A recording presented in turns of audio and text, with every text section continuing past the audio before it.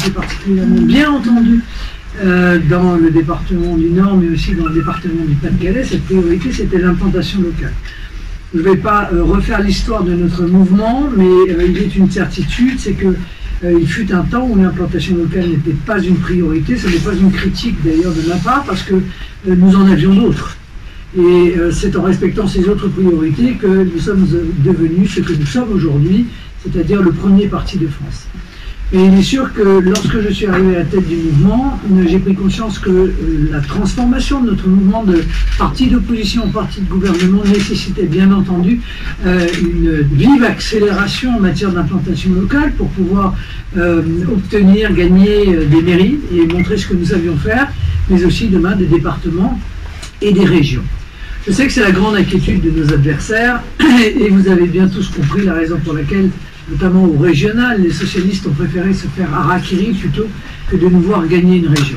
Parce qu'il ne fallait surtout pas qu'on puisse montrer ce dont nous sommes capables. Ils ont, entre guillemets, raison, puisque lorsque nous avons gagné des municipalités, eh bien, nous avons précisément démontré ce dont nous étions capables.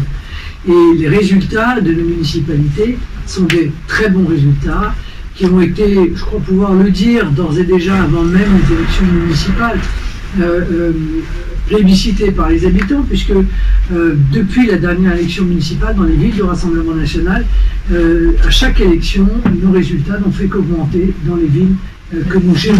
Ça prouve qu'il y a incontestablement une adhésion sur la philosophie de la politique que nous mettons en œuvre, sur les priorités que nous mettons en œuvre dans nos municipalités et sur la capacité des maires à être au plus près des préoccupations des habitants.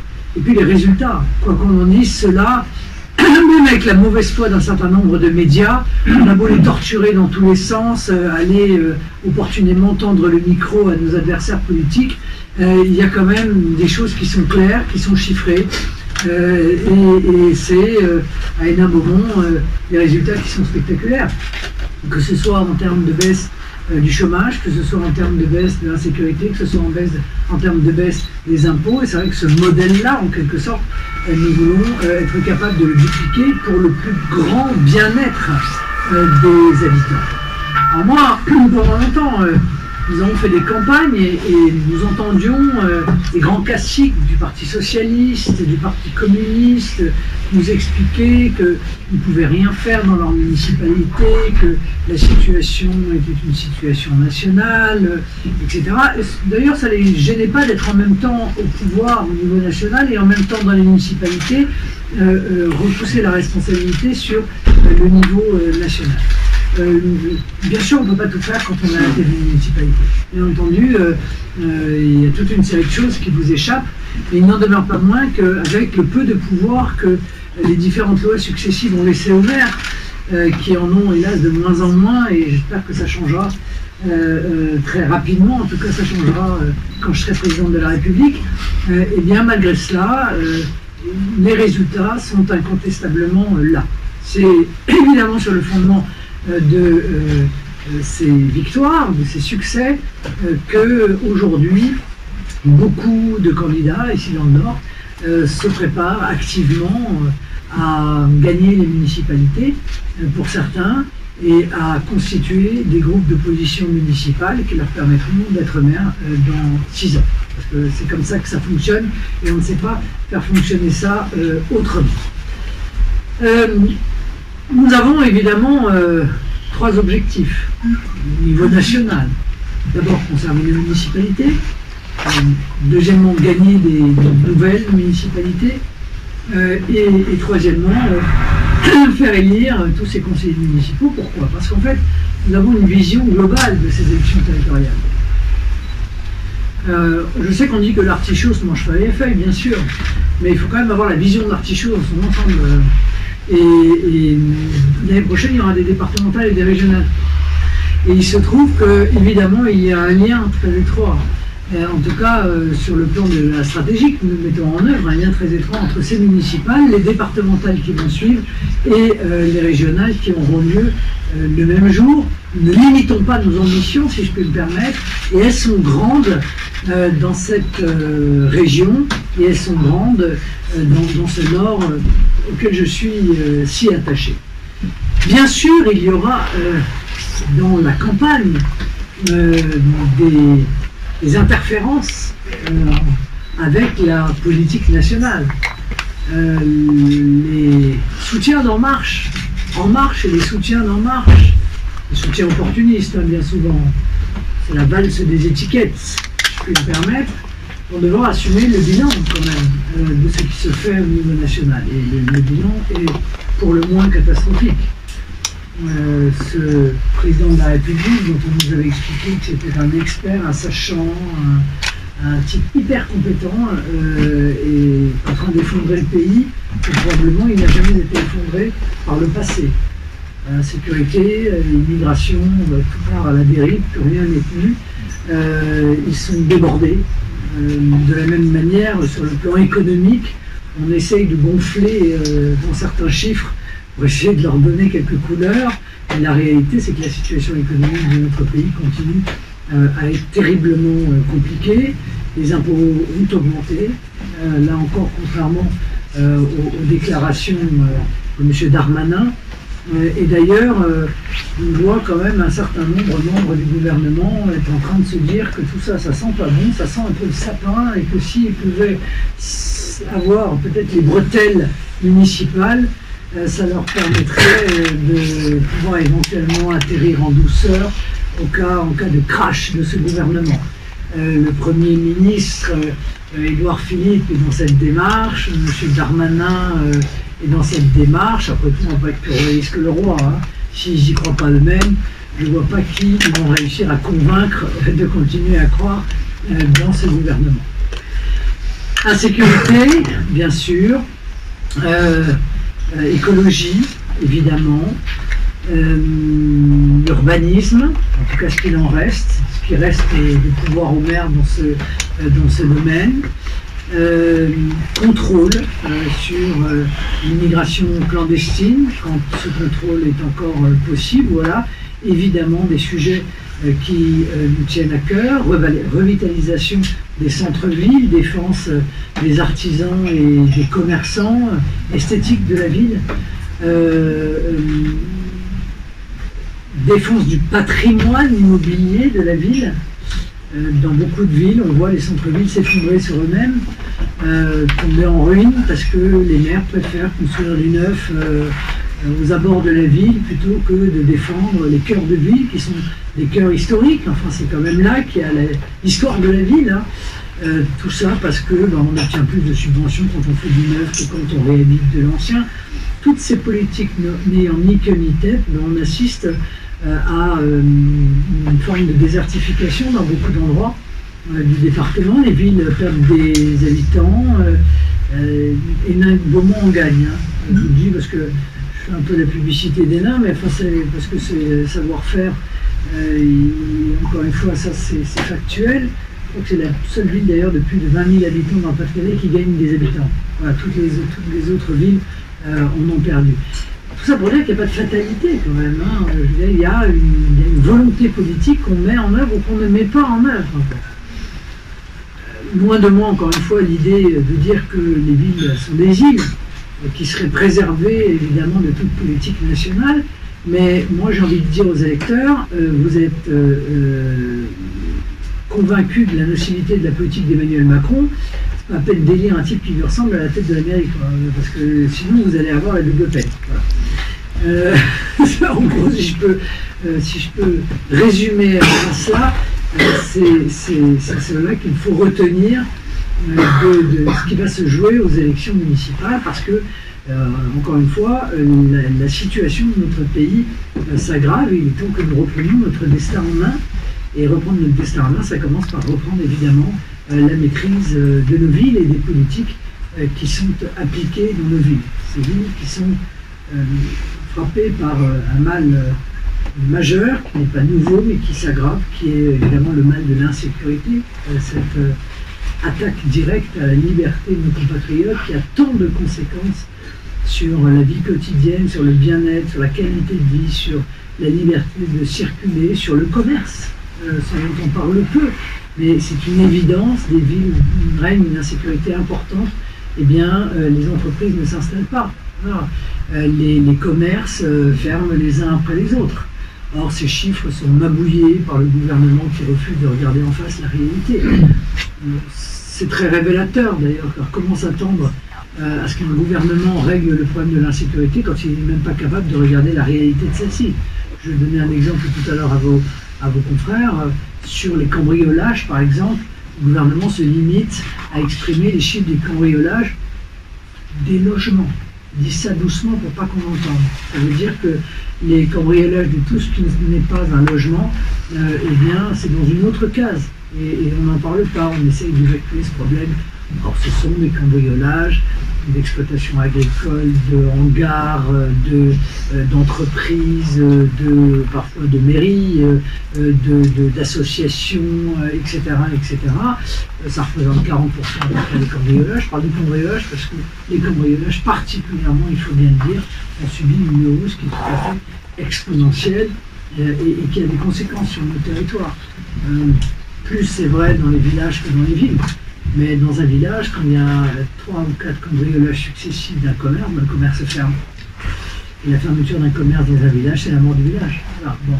Donc tout cela est évidemment un sujet de préoccupation. Comme est un sujet de préoccupation ce que j'ai appelé la métropolisation, parce que tout le monde appelle la métropolisation, et qui nécessite une vraie réflexion sur la démétropolisation.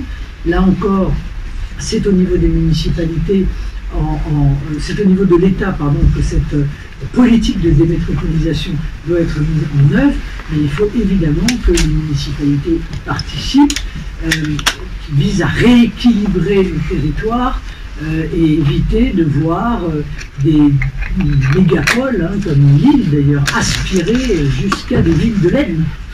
Aspirer l'ensemble de la Sève en quelque sorte vers ce noyau au détriment de tout le reste. C'est mauvais pour les habitants, c'est mauvais pour la qualité de vie, c'est mauvais pour les prix de l'immobilier qui flambent dans la mégaville et qui s'effondrent parfois dans des villages au point de ne représenter plus rien. Il y a de plus en plus d'endroits en France, que vous le sachiez, où l'immobilier vaut zéro. C'est-à-dire qu'il n'y a plus de valeur vénale. Et donc cet immobilier qui n'a plus de valeur vénale parce que plus personne ne veut acheter, parce qu'on n'achète pas dans un désert, eh bien, ne sera plus entretenu. Ce sont donc des villages entiers qui tomberont en ruine. Vous voyez, et quand votre immeuble, quand votre maison ne vaut plus que 10 000 €, vous n'investissez pas 15 000 pour refaire la toiture. Donc tout ça a des conséquences très mauvaises, y compris sur le plan de l'écologie, puisque ça a des conséquences évidemment sur les transports et sur cette sursaturation de tout ce qui fait la vie en quelque sorte dans une ville. Donc la démétropolisation, le localisme, vous trouverez évidemment l'expression dans cette campagne municipale. Vous nous avez entendu beaucoup parler de localisme pendant la campagne présidentielle, beaucoup pendant la campagne des européennes. On continuera à en parler évidemment au niveau de la campagne des municipales, parce que réussir à faire travailler des exploitations agricoles ou des entreprises à proximité de la ville ou à proximité de la ville, c'est aussi ça qui permettra à nos villes de continuer à vivre, à se développer, et qui évitera qu'elles perdent maintenant de manière récurrente des habitants mandat après mandat. Voilà à peu près rapidement brossé tous les sujets qui sont nos sujets pendant cette campagne municipale. Évidemment, chaque ville a son autonomie, chaque candidat a son autonomie et adapte son projet aux préoccupations qui sont celles de la ville. Il y en a qui sont communes, bien sûr, il y en a qui sont plus spécifiques, mais ils sont tous là à votre disposition pour pouvoir vous répondre sur les sujets qui évidemment intéressent leurs villes respectives. Ils ont en revanche en commun une belle énergie, une envie de gagner, et puis cette conviction chevillée au cœur qu'il faut des candidats pour défendre les habitants, parce que si le Rassemblement national ne le fait pas, personne d'autre ne le fera. Voilà, mesdames et messieurs de la presse, nous sommes bien entendu chacun à votre disposition pour répondre à vos questions. Et j'ajoute que nous avons la présence de notre maire à tous. Non, c'est moi la maire à tous. Et Maillère, ouais. Le maire d'Hénin-Beaumont, c'était Voyois qui nous a. Est-ce qu'il y a quelques questions? Une question pour la Voix du Nord. Merci d'annoncer cette semaine la délocalisation d'un certain nombre de directions du fisc dans des villes, notamment des villes de la région. On parle de Béthune, de Lens et de Denain. Qu'est-ce que vous inspire cette décision? Je pense que c'est une bonne décision, mais pour le coup, vous voyez, comme par hasard, ça se déroule juste avant les élections municipales, ce qui prouve qu'en réalité, nous avons, nous, des solutions qui sont de temps en temps, qui infusent en quelque sorte de temps en temps les autres. Moi, je trouve que c'est pas une mauvaise décision que de retrouver, encore une fois, des moyens de reprendre le contact avec les territoires. Si on pouvait éviter de faire ça qu'avec le fisc, ça pourrait être bien, parce que le signal est très macroniste, si je puis me permettre, mais ce qui serait bien, c'est qu'il y ait d'autres directions importantes de notre pays qui puissent, plutôt que les impôts, être envoyés dans les territoires.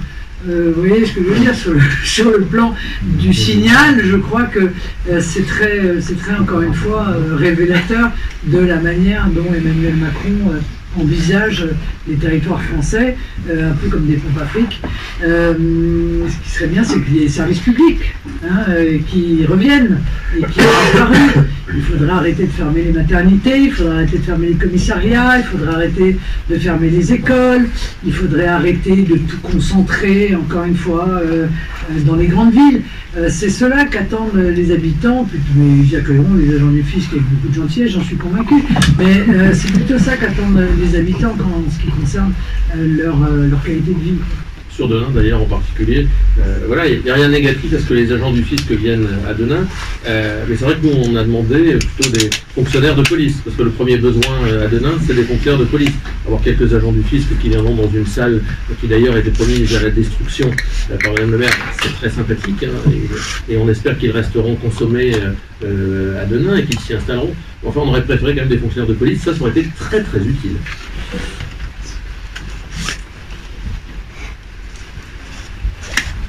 Petite question, en êtes-vous du côté des investitures concernant ces élections municipales pour le Rassemblement national? Est-ce que vous êtes fixé un objectif pour clôturer les investitures dans les jours qui viennent? Notre objectif, c'est la loi qui nous le donne, c'est le 27 février.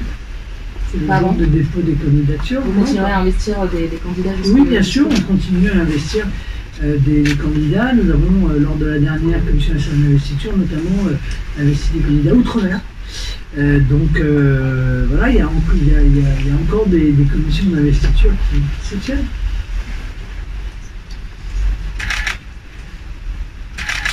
Bien, écoutez, si nous sommes tout dit. Si vous n'avez plus de questions. Pardon, juste une question pour le coup. Ça y est, le Royaume-Uni a donc quitté l'Union européenne. Vous saluez cette nouvelle? Bien entendu, je salue cette nouvelle pour une raison simple. C'est que ça fait 3 ans que les Britanniques se sont exprimés, que ça fait 3 ans que l'Union européenne, avec, il faut bien le dire, l'aide de certains responsables politiques français, sont empêchés de retrouver leur liberté. Moi, je suis profondément attaché à la démocratie. Quand un peuple dit qu'il souhaite partir, eh bien, il faut respecter sa décision. Donc après moult épisodes, la Grande-Bretagne a enfin repris sa liberté. C'est quand même un échec terrifiant pour l'Union européenne. Je trouve d'ailleurs que cet événement fait l'objet d'assez peu de commentaires, alors qu'un pays fondateur de l'Union européenne vient d'en claquer la porte. C'est quand même pas anodin.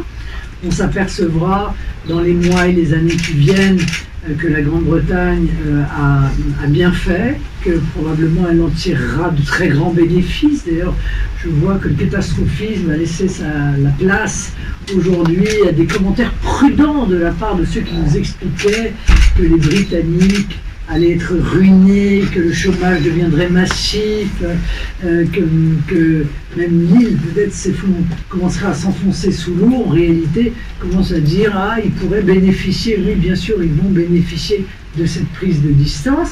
Alors, de deux choses l'une maintenant, soit l'Union européenne, comme l'a démontré M. Macron dans son intervention, continue à se taper la tête contre les murs, à refuser de voir la réalité en face, à persister dans son dogmatisme, et d'autres pays partiront.